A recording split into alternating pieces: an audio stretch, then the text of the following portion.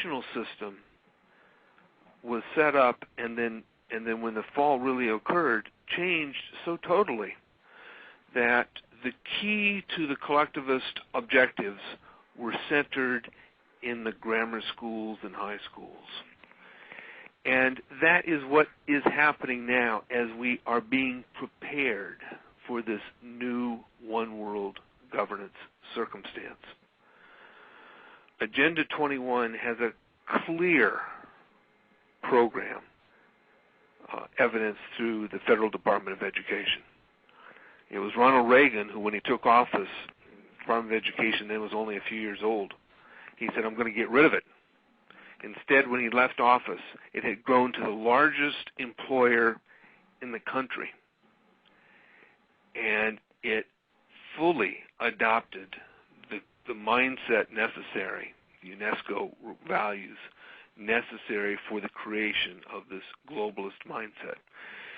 Today, if you are sending your child to public school, I guarantee you, I don't care if you're in Santa Cruz, California, Los Angeles, California, or somewhere in Florida, your children are getting imbued with the concepts of Agenda 21, either directly or indirectly, every day. There was a poll that came out last summer, and it said that over 50% of last year's high school and college graduates identified themselves as global citizens. Not as Americans, as global citizens. So what I like to say is that we are in the ultimate war right now that will decide the fate of human history. And it is between globalists and Americans, and our young people have already identified themselves as the enemy. If you've got your children in government schools, you are throwing the American experience down the drain.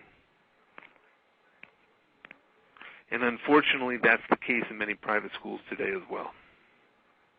Yep, I agree, 100%. 100%. Now, people might ask, well, how does it happen? How does it go global to local, and what do I need to watch for? Well, that's going to vary city by city, but there are patterns. The primary tool for the globalists fighting the war, the giant fifth column, recent college grads, government officials, and certain business players. The Chamber of Commerce is another NGO. The way it happens in your local town is through what's called stakeholder councils or consensus meetings. You know, when people my age were younger, government meetings were run by Robert's Rules of Order. Because that way there was always a majority and a minority report. Things weren't washed. Somebody can come away from a meeting, read the documents, and see that there were 2 points of view, and they could see them both. But today, in these stakeholder councils, people come together under the direction of a facilitator. Now, the facilitator is trained in how to get the objective desired. So you may have a community redevelopment meeting where people from the town are invited in, and they're broken into little groups. And, you know, there's a leader at every group, and there's a speaker who speaks to all the groups, who talks in these glowing terms. And they take notes. They take comments from the audience, and they make notes up on a chalkboard. They only pick the notes they like.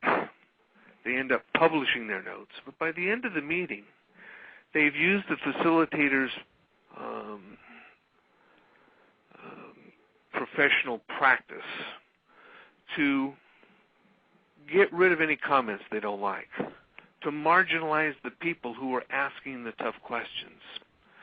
The whole purpose is, and this is happening in every community, meeting after meeting. Here in Santa Cruz, we have 5 of these kinds of meetings every week and have done that for 10 or 12 years. The purpose of the meeting is to get to a predetermined outcome obtained by way of consensus. I think it was Margaret Thatcher who once said, consensus is when nobody stands up and everybody agrees to go along. Well, these meetings are run in a way such that you're intimidated from standing up. So what do you have to do? You have to stand up. You have to bring reason to the crowd.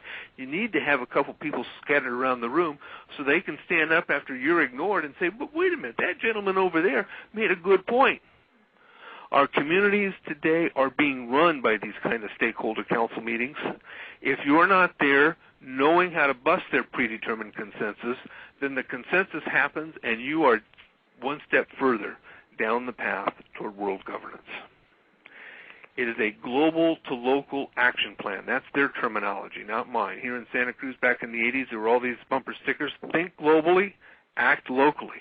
Didn't know what they meant until this decade when I found out that think globally, act locally means join in the consensus process in your community so that we can write our laws to meet the objectives of global governance. It means smart growth, it means Wildlands Project, it means education for global citizenship, and it means, we haven't talked about this yet, but it means creating the systems where human activity can be monitored and controlled, and ultimately where the number of human beings is greatly reduced. That's an awesome point, too, because I just took on my college over that very same thing. I'm a psychology major, and I had to take this a skills building class, it was called, and there was no skills being built in that class.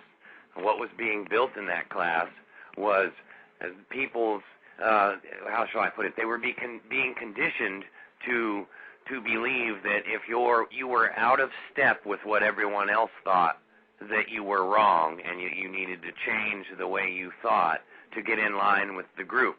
And I actually had to have, I don't know, it must have been 10 arguments out loud in the class over some very basic concepts that were against everything that the Constitution stood for. One was about private property, one was about gun rights, and it just went on. And I finally stood up the last time and said, look, this is Marxist consensus building. This is what they did to squash dissent in the USSR when they were first putting it together so that they could pick out the people that they wanted to get rid of. And we live in America. This should not be taught in our schools, and now they're doing it outside of schools where it really matters in the formation of laws. That's just amazing. Well, you're exactly right, and that that experience you've described is what happens in every college these days. It's what happens in every city government operation these days, every state government operation. It is the nexus of our problem. You've put your finger on it. This is not an American way of discussing issues and resolving problems.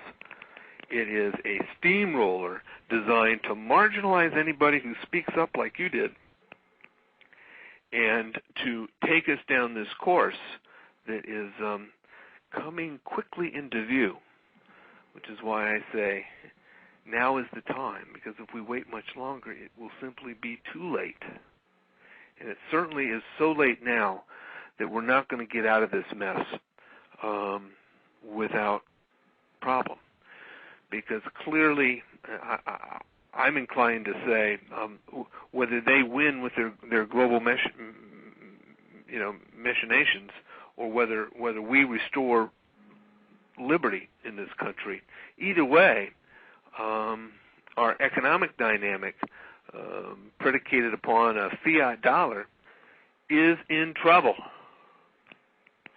Now, once we understand that, we have less to be afraid of, because it's not by standing up for freedom that the economy is going to crumble. It is the fiat dollar which is managed by those people who are center behind the Agenda 21 program.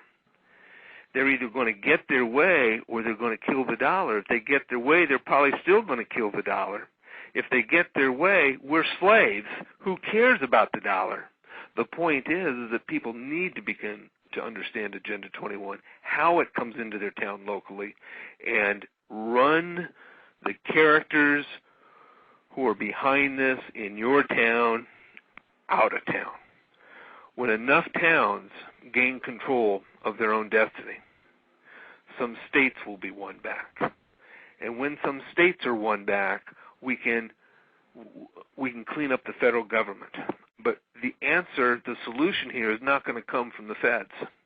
They are so ingrained, the political parties are firmly committed to Agenda 21, that there is no way of cleaning up Washington until you clean up your hometown, until your county gets out of the ICLEI organization, until your county reaffirms its commitment to American principles. When that happens county by county, and there are enough, states will be won and the federal government can be won, but there is no shortcut in this process. We have to understand what is up against us, and we have to defeat it at home. Global to local, we need to react by turning a local movement into a national movement. Time to get the local movement started. Yeah, I agree.